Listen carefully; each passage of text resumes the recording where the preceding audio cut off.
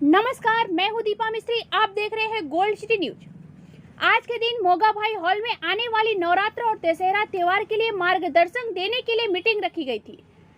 Police अधीक्षक Shri doctor करण राज वाघेला और प्रांत अधिकारी श्रीमती आस्था सोलंकी के अध्यक्ष में शांति सम्मेलन की मीटिंग रखी गई थी, जिसमें शांति सम्मेलन के सभ्य नवरात्रि आयोजकों, दशहरा आयोजकों, डीजे संचालक और ऑर्केस्ट्रा और प्रेस मीडिया शामिल थे। श्रीमती आस्था सोलंकी प्राप्त जानकारी दी थी कि नवरात्रि में आम आदमी की सेफ्टी पर पूरा ध्यान दिया जाएगा। एसपी साहब ने कहा कि 3 तारीख से नवरात्र होने वाला है। यह नवरात्र 9 दिन के लिए चलेगा, फिर दशहरा है। हर एक नवरात्र के स्थान पर जहां गरबा होने वाला है वहां फायर सेफ्टी जरूरी है। सीसीटीवी कैमरा और लाइटिंग सिस्टम सभी जगह पर होनी चाहिए, किसी को करंट ना लगे। नवरात्र दरमियान अगर कोई रात्रि को अकेला रह गया हो, पुरुष या महिला अपने साथियों से अलग हो गए हो, तो पुलिस को 100 नंबर पर फोन करें तो उन्हें सुरक्षित अपने घर पहुंचा दिया जाएगा।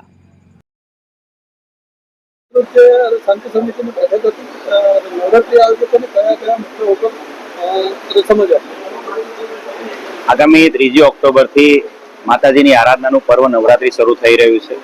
9 દિવસ નવરાત્રીનું આયોજન સમગ્ર જિલ્લામાં અલગ અલગ જગ્યાએ કરવામાં આવ્યું છે। સાથે સાથે દશેરાનું પણ આયોજન અલગ અલગ જગ્યાઓ પર કરવામાં આવ્યું છે। નવરાત્રીના તમામ આયોજકો, તમામ ધર્મના, તમામ વર્ગના લોકો સાથે શાંતિ સમિતિ મીટિંગ વત્તા આયોજકો સાથેની મીટિંગનું જિલ્લા વહીવટી તંત્ર દ્વારા આયોજન કરવામાં આવ્યું હતું। આ મીટિંગમાં ડીવાયએસપી, તમામ વલસાડ ડિવિઝનના થાણા અધિકારી, સાથે સાથે આસિસ્ટન્ટ કલેક્ટર અને મામલતદારશ્રીઓ પણ હાજર રહ્યા હતા અને નગરપાલિકાના અધિકારી પણ હાજર રહ્યા હતા।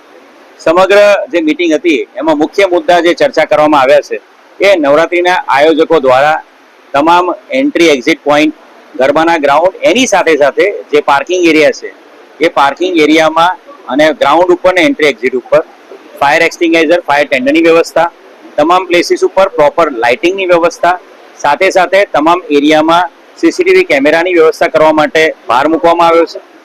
આની સાથે સાથે જે પણ ઇલેક્ટ્રિફિકેશન કામ જે કરવામાં આવી રહ્યું છે ગ્રાઉન્ડ ઉપર કે સ્ટેજ ઉપર, એ ઇલેક્ટ્રિસિટીના કામ જે છે એને પ્રોપરલી કરવામાં આવે એ બાબતે ઇલેક્ટ્રિસિટી ડિપાર્ટમેન્ટ દ્વારા સર્ટિફિકેટ પણ આપવામાં આવે, જેથી કરીને વરસાદની સિઝનમાં શોર્ટ સર્કિટના કારણે કોઈ જાનહાનિ ના થાય એ બાબતે પણ ગરબાના આયોજકોને સૂચના આપવામાં આવી છે।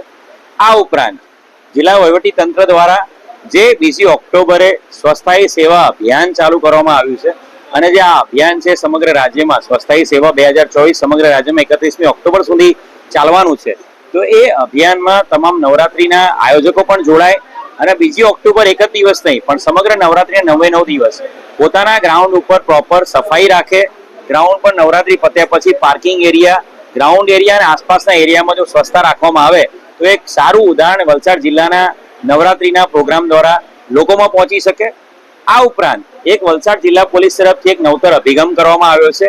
ગયા વર્ષની જેમ આ વર્ષે પણ નવરાત્રી દરમિયાન કોઈ પણ બહેનો, દીકરીઓ, કોઈ પણ બાળકો કે કોઈ પણ વ્યક્તિ જો રાત્રિ દરમિયાન ગરબા પત્યા પછી એના મિત્ર વર્તુળથી અલગ પડી જાય અથવા તો એને કોઈ પણ વ્યવસ્થા, વેહિકલ વ્યવસ્થા જો ના થઈ શકે તો સમગ્ર જિલ્લામાં કોઈ પણ જગ્યાએ વ્યક્તિ હોય, બહેન, દીકરી કે કોઈ પણ વ્યક્તિ, એ 100 નંબર પર ફોન કરીને પોલીસની ગાડી બોલાવી શકે છે અને પોલીસ એ બહેન, દીકરી કે કોઈ પણ વ્યક્તિને પોતાના ઘરે સેફલી, સુરક્ષિત રીતે પહોંચાડવામાં મદદ કરશે। નવરાત્રિ આયોજકો સાથે અને શાંતિ સમિતિના જે સભ્યો છે એમની સાથે એસપી સાહેબ અને નગરપાલિકાના વહીવટદાર તરીકે અમારા દ્વારા જે આયોજન કરવામાં આવ્યું એમાં જે સૂચનો હતા મુખ્યત્વે એસપી સાહેબ તરફથી લો એન્ડ ઓર્ડર સંદર્ભે અને ખાસ આયોજકો એમના સ્થળે સેફટી અને સલામતી કઈ રીતે લોકોની જાળવી શકે એ અંગેનું હતું। નગરપાલિકા વહીવટદાર તરીકે મારા તરફથી જે અપીલ કરવામાં આવી છે સૌ આયોજકોને, મુખ્ય મુદ્દો એમાં એ હતો કે જે આયોજનના સ્થળે જે કંઈ કચરો ભેગો થાય છે એ કચરો આયોજનના સ્થળે દરરોજ સફાઈ કરવામાં આવે અને સફાઈ બાદ એ કચરામાંથી જે પ્લાસ્ટિક વેસ્ટ હોય છે કે જે બાયોડિગ્રેડેબલ નથી એ પ્લાસ્ટિક વેસ્ટને અલગથી એ લોકો રાખે, જે નગરપાલિકા દ્વારા અલગથી ઉપાડી લેવામાં આવશે અને રિસાયકલ માટે મોકલી શકાય।